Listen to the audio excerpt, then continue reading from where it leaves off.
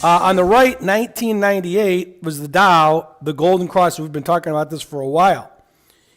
The Golden Cross, when it happened, the Dow actually came and tested it. Now, we didn't know where we were with this analog, if we were maybe up here or where we were. But looking at the S&P, that MACD tried to cross. And we talked about in the video update that I do not like flat MACDs like this. It's very tricky. And right now, well, first of all, if we close here, we're going to get knocked out of trend. But right now, I would say, we were talking about quarter-end markups. It's tough to say if we're going to see a quarter-end markup, or are we going to see a quick visit down here before we go higher. I don't want to be a permabull. I'm not a permabull. We were using, this is the spiders. Let's just change this to SPX real fast and blow it up.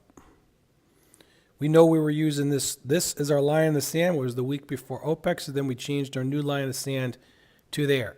So even if we get knocked out of trend, I'm still going to be bullish the market unless we would break a critical low or a pivotal point in the market.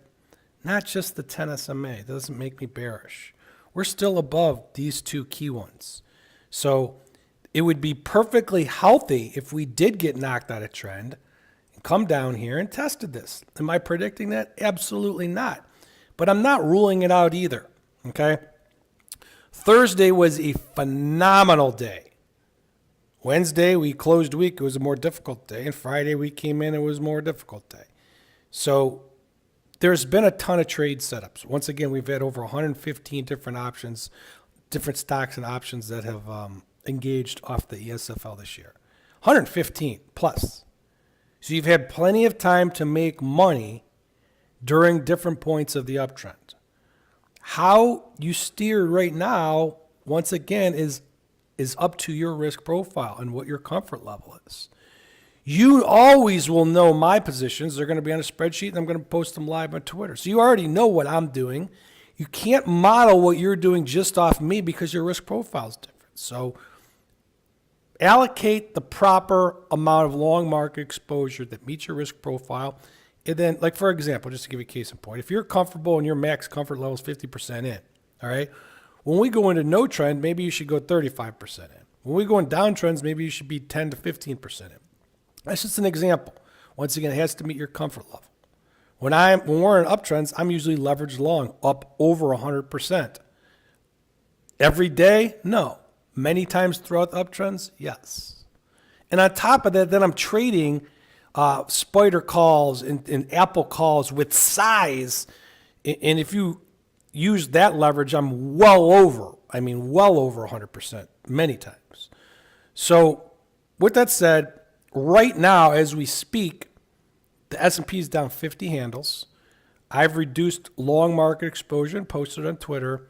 I'm down to 35% long market exposure. Ooh, is it spooky? It's not spooky. It's just the way I trade. Okay? Right there, I went in, started going in. I scaled and added. Many times throughout this, I was 110, 130% long market exposure. I did go all cash here, and I started, getting long in here.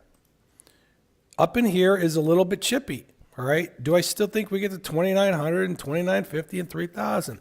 Yes, I do. How we get there, if you remember, I've been posting this for a while, that this was probably going to be a trading zone. And go back and look at some of the charts, which means it's going to be up and down. And there's going to be trades, better days to trade. Is Friday a good day to trade? No, it's not, because we were net long going into Friday, and we gapped down, and then we saw price weakness confirmation throughout the day on 5-minute charts. And we'll look at those in a moment.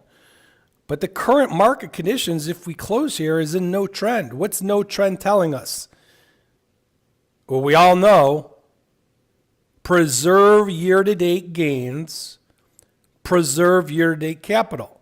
It doesn't mean that the market's going to fall apart. It means the market's getting sloppier, more difficult to trade, and the easy money of the uptrends is over for now. Now, can we go right back on an uptrend on Monday? Absolutely. Can we go right back? Actually, it would take till Tuesday. It depends on where we close. And by the way, we could still close in an uptrend. I'm just looking at the charts as of right now. So I don't want to confuse anybody.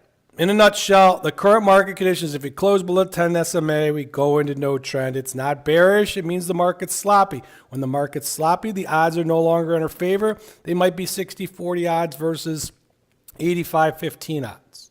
Why do we want to trade those odds? We're going to wait.